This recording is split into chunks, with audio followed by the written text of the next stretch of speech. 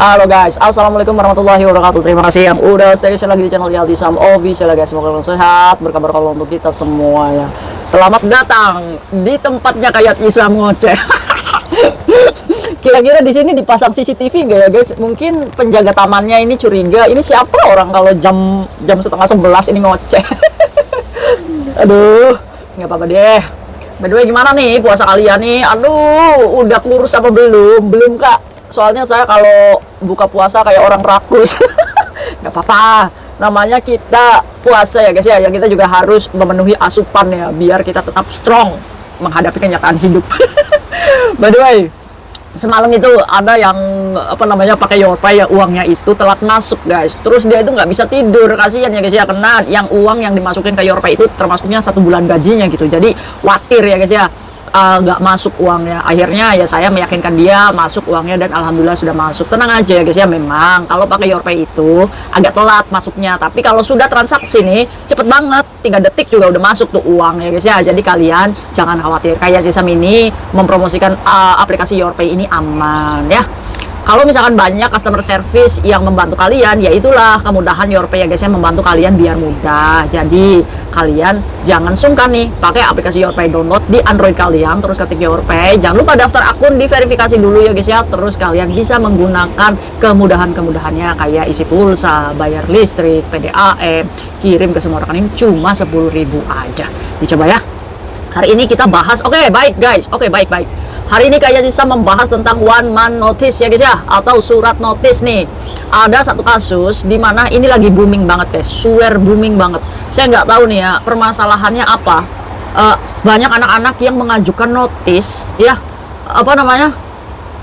padahal dia baru selesai potongan agency guys. Kan sayang banget ya guys ya, dimana kalian ini sudah mau merasakan full gaji 9 juta loh, kalian ini mau merasakan gaji full, kalian nyerah gitu ya guys ya. Karena apa? Karena mental yang diserang. Memang guys, kerja di Hongkong itu majikannya itu banyak bacot. Banyak ngomong majikannya, memang benar guys, karena mental ya guys ya. Kalian harus belajar nih dari kasus ini ya, supaya kalian ini bisa mendapatkan motivasi nih, bisa mendapatkan pencerahan otak nih ya guys ya. Yuk kita bahas. PMI ini baru datang ke Hongkong yang pastinya, dan baru lepas potongan guys, baru lepas potongan banget 6 bulan, dan berniat mau notice. Kakak mau dengerin nggak cerita saya? Iya, saya dengarkan, biar kalian nggak stres ya guys ya. Akhirnya PMI ini ngomong, Kak, nama saya Giri, Mbak Giri dari Jawa Timur. Kak, saya masuk PT lumayan kak, sekitar proses itu 5-6 bulan dia itu di PT ya guys ya. Pas medical dia ini kan diperiksa ya guys ya, semuanya ya dicek-cek. Nah di bagian payudaranya dia itu ada benjolan kecil, dan medicalnya sempat dipending guys. Nah akhirnya sudah menjalani pengobatan, dokternya bilang ini nggak apa-apa, memang tumor jinak tapi nggak apa-apa, bisa terbang. Akhirnya Mbak Giri ini lolos ya untuk medical. Ini kan potongan agency itu kan bekerja sama dengan Bank Hongkong ya guys ya.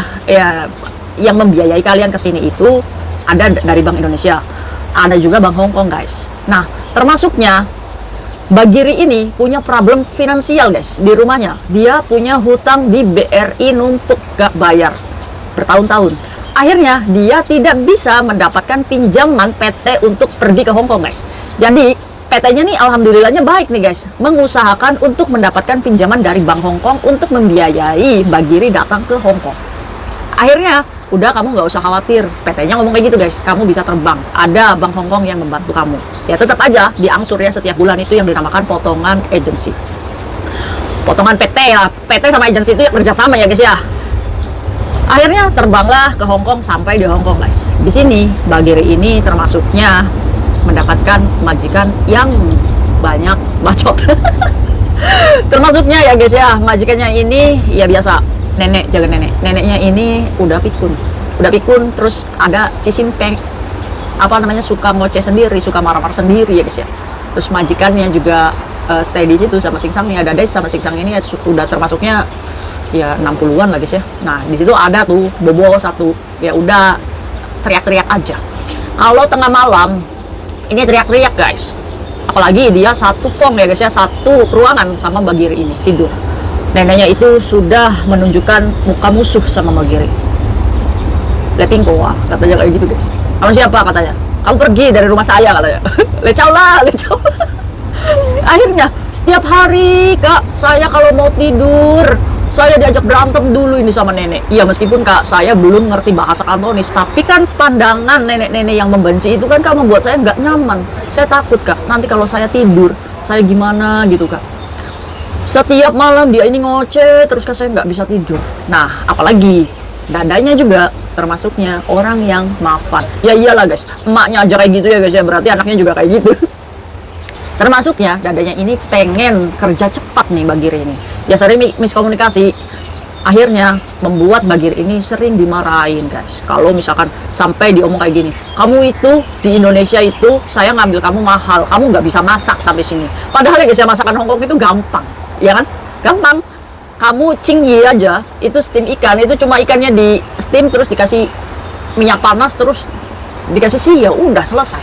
Iya, Ayah sama nggak makan guys, kayaknya gimana gitu, lembek-lembek gimana. Jadi kayak sama masih mending ceplok telur aja sama kecap ya guys ya, udah nikmat. Apalagi kasih sisiran bawang. Puasa, aduh puasa guys. Lanjut lagi, akhirnya Mbak Giri ini sering diomong nggak enak ya guys ya, mengumpat majikannya itu. Kadang apa namanya, kalau misalkan pakai sabun mandi itu ya, padahal kan dihabisin sama mereka ya guys ya, tapi nuduhnya Mbak Giri itu pakai sabunnya, kan menyebalkan ya guys ya. Akhirnya Mbak Giri ini ya udah dikasih tunjuk aja tuh, saya juga beli sabun sendiri gitu ya. Tapi kan kalau kayak gitu kan kak sayanya jadi hidup tuh ya, ngapain gitu kamu tuh ngambil cece, kalau misalkan kamu tuh nggak suka gitu sama cecenya ya, harusnya berterima kasih tuh, ada yang jagain emaknya, yang jagain emaknya terus kan itu ya. Tapi nggak ada kak berterima kasihnya. Saya benar-benar kak, kalau saya makan, saya itu berdiri kak. Karena apa? Karena dadanya itu mondar mandir kayak gitu guys. Kalau lagi makan tuh ya, dia tuh datang ke dapur gitu, ngecek mungkin ya, takut makan makanannya. Padahal kita ini biaya makan udah 1.000 ya guys ya, kita disepelekan makannya. Itulah dimana Mbak Giri ini merasa bahwa dia kerja di Hongkong tidak beruntung. Akhirnya Mbak Giri ini sering ngeluh lah sama apa namanya orang tuanya ya guys ya di rumah. Ditutup lah pakai selimut. Kalau itu kan kalau ada nyala handphone sedikit aja guys, ngomelnya A sampai Z ya. Akhirnya Mbak Giri nangis terus guys, cerita sama emaknya. Ya emaknya yang ngelihat anaknya kayak gitu ya pikiran ya. Jadi ngomong, ya udahlah kamu pulang aja dong, pulang aja, nggak apa-apa di sini. Makan nggak makan, ngumpul, kata maknya kayak gitu. Nah, support dari keluarganya yang nyuruh pulang ini membuat Mbak Giri ini ya udahlah saya nyerah aja di Hongkong. Akhirnya guys, chat sama saya itu, kak bisa nggak sih kak kalau saya cari majikan baru selesai potongan. Aduh, pusing. Mau cari gimana majikannya guys ya, kalau misalkan kalian nggak menyadari bahwa karakter orang Hongkong itu bawel, ya akan sulit. Tapi ayo kita bahas yuk. Oke guys, kita bahas dari kasusnya Mbak Giri. Selesai potongan, apakah bisa cari majikan baru? Setelah saya konfirmasi ke satu agent yang saya percaya ya guys ya, bahwa harus dilihat dulu data kalian. Nah, udah dibuka belum nih kuncinya guys dari PT dan agensi, karena kalian itu kan terikat perjanjian ya guys ya, dimana kalian harus mengangsur pembayaran. Kalau sudah lunas, itu bisa dibuka kuncinya. Saat data kalian itu sudah terbuka kuncinya, maka boleh kalian mencari majikan baru. Kak, apakah visa saya bisa turun? Yang jadi pertanyaan, kalian melakukan kriminal apa enggak? Iya kan? Kalau misalkan kalian tidak melakukan kriminal, visa kalian akan tetap turun, tapi on proses ya guys ya, melalui proses. Berapa lama kak? Ya paling lamanya 3 bulan. Ya jadi kalau misalkan kalian mengajukan notis, yang harus kalian siapkan adalah kalian harus siap untuk pulang dulu ke Indonesia. Kalau posisinya kayak Mbak Giri, boleh mengajukan notis. Tapi untuk apa namanya juga kita kan baru beradaptasi ya guys ya dengan majikan tersebut. Jadi untuk menghindari majikan ini apa namanya membuat perkara sama kita, jadi Mbak Giri ini lebih baik 7 bulan dulu, bekerja lagi dulu 1 bulan ya, untuk bisa datanya itu dibuka ya guys ya. Nah nanti mempersiapkan notisnya, Mbak Giri harus mengirim surat notis terlebih dahulu kepada imigrasi ya. Itu jadi kalau misalkan kalian mau notis nih ya, buat kalian yang mau notis nih, kalian harus siap-siap dulu. Kalian menulis surat notis, kalian kirimkan dulu ke imigrasi untuk menghindari majikan kalian menuduh yang enggak ya guys ya.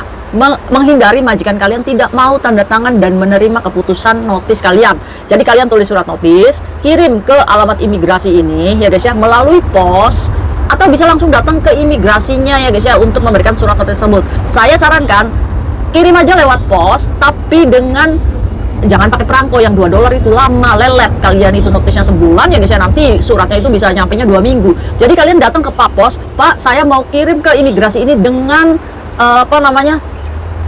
kilat ya guys ya, ada itu proses kilat. Jadi kalau nggak salah bayarnya $35 guys. Jadi kilat itu cuma setengah hari, jadi besoknya siang itu surat notis kamu sudah diterima oleh imigrasi, dan imigrasi pasti akan memberikan balasan kepada majikan kamu. Itu untuk mengantisipasi barangkali majikan kamu nggak mau tanda tangan surat notis dan notis kamu tetap sah ya guys ya. Nah kalian jangan lupa tuh, kalau mau dikirim ke imigrasi kalian harus punya kopiannya dulu, jadi di copy dulu. Kalau enggak kamu foto aja terus kamu print. Nah setelah kamu kirimkan ke imigrasi, kamu bilang sama majikan kamu, Dadai saya mengajukan 1 month notice, ini surat notis saya dan saya juga sudah mengirimkan ke imigrasi. Nah kalau misalkan majikan kamu nggak menandatangani, apakah kamu bisa pergi? Iya, tetap sah ya guys ya, karena notis itu hak kita juga, boleh-boleh aja. Nah terus satu laginya kita laporan ke agensi. Gimana Kak cari majikan barunya? Ya kamu harus pindah agent untuk mencari majikan baru ya guys ya. Nah saat kalian melakukan notis, kalian itu kan masih ada waktu sebulan tuh. Nah kalian boleh tuh cari agensi baru. Saat nanti kalian cabut dari rumah majikan, syukur-syukur sudah tanda tangan kontrak. Biasanya agensi baru akan meminta uang jaminan saat kalian tanda tangan kontrak baru. Uang jaminan tersebut pasti akan dikembalikan saat visa kalian turun dan kalian datang lagi ke Hong Kong tanpa potongan. Biasanya agensi yang benar begitu ya guys ya. Paling fee agensi 10% dari gaji pertama kita. Kalau kita gajinya 4.700 ya berarti bayar agensinya 470. Itu aja ya guys ya, informasi untuk kalian. Nah oke guys, ini apakah masalah? Banyaknya media sosial di luar sana guys membuat mental kita down. Mental kita kayak kerupuk, kayak rempeyek guys. Kayak Jisam kerja di Hong Kong ini sudah mau jalan 8 tahun ya guys ya. Apakah kayak Jisam juga pernah merasakan tersebut? Pernah guys, pernah. Sampai pada akhirnya roda berputar, kerjaannya itu ya semakin pensiun dari yang maafan ya guys ya. Sampai pada akhirnya ada di titik nyaman.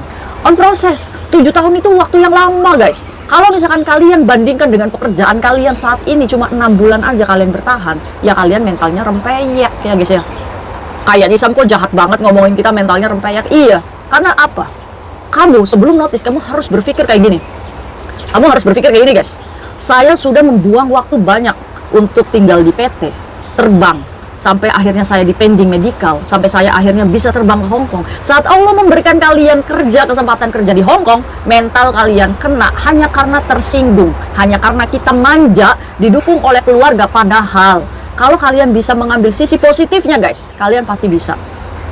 Kalau misalkan majikan begitu, biarkan aja. Toh kalau misalkan dia mondar mandir, itu rumahnya, ya udah kita makan ya cuek aja makan. Tapi kan mental saya nggak sekuat kayak Jisam gitu. Iya makanya kan kayak Jisam ngomong, mental kalian itu mental rempeyek. Makanya berubah dong mentalnya jadi mental baja ya guys ya. Dimana kalau misalkan majikan mondar mandir ya biarkan aja itu rumahnya. Kalau majikan ngomel terus, biarkan itu mulutnya, jangan diambil hati. Kalau misalkan majikan ngomel kayak gitu, tinggal ngomong aja hai, yes, itu aja guys, ngegelo. Biar kalian bisa nih menghadapi kerasnya hidup berjuang di Hong Kong. Nah kalau misalkan nih neneknya dengan mata nggak suka ya guys ya, terus melakukan tindakan misalkan mukul atau apa, kumpulkan bukti, dimana nanti bukti tersebut bisa membuat kamu ini selamat setidaknya. Kalau ketahuan kayak gitu, kita bisa ngomong sama Dadai, saya nggak bisa nih kerja kayak gini, bisa nggak saya cari majikan baru? Terus kamu tuliskan surat baik untuk saya. Kalau enggak, ya saya mungkin akan laporkan nih tindakan nenek kamu ke labor atau ke ya Nanjingfu atau ke KJRI. Pasti majikan akan berpikir dan takut guys. Makanya kita harus smart ya guys ya, harus pintar. Kalian bisa. Masa 6 bulan nyerah guys? Kalian udah capek-capek loh bertahan 6 bulan. Tinggal gaji 9 jutanya aja masa kalian nyerah? Tapi kalau misalkan kalian terus-terusan nggak mau lah kak, udah daripada saya itu stres, daripada saya depresi, daripada saya jadi orang gila di sini, saya pulang aja, ya silakan. Kalau kalian mengambil keputusan seperti itu, ya kayak Jisam sih menghargai ya. Terus ya silakan kembali lagi ke Indonesia, berjuang mencari nafkah di sana, kembali lagi dengan orang tua di sana, silakan. Oke? Tapi buat kalian yang mungkin saat ini galau, pusing, kalian bertahan demi membahagiakan orang tua. berdoa sama Allah, ya Allah semoga saya kuat lahir batinnya sampai finish aja ya Allah, semoga nanti saat finish saya bisa mendapatkan majikan yang lebih sayang dari ini. Terus ya Allah semoga saya bisa mengumrohkan orang tua, saya bisa membuatkan rumah orang tua. Doa-doa yang baik di saat kamu dizolimi sama majikan, itu ijabah guys, yakin deh. Oke, untuk itu semangat ya buat kita. Buat kalian yang mau notice hari ini, ya bismillah dulu. Lupa hak-hak notice ya guys ya, hak notice. Kalian mendapatkan sisa gaji terakhir, sisa gaji yang belum dibayar, uang cuti tahunan ya guys ya. Uang cuti tahunan. Nih kalau misalkan kak saya baru 1 tahun kak kerja, apakah saya dapat pengganti uang cuti? Dapat ya guys ya, kan 2 tahun itu cutinya itu kan 14 hari. Kalau sudah 1 tahun berarti kamu itu mendapatkan hak cuti 7 hari. Berarti dikali aja 7 dikali per harinya kamu berapa? 158. Ya lumayan ya guys ya. Mendapatkan uang akomodasi dan tiket pulang ya guys ya. Itu aja hak yang bisa kalian dapatkan. Oke, Kak Yaisa pulang dulu ya guys ya. Terima kasih nih udah dengerin Kak Yaisa ngoceh. See you next video. Bye bye.